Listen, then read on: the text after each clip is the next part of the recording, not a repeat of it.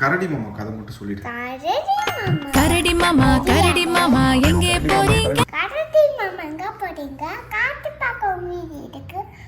போறீங்க கம்பளி செட்டை காட்டு கொடுப்பாங்க. எல்லாம் கடவாஸ் பண்ண சொல்லிட்டாங்க.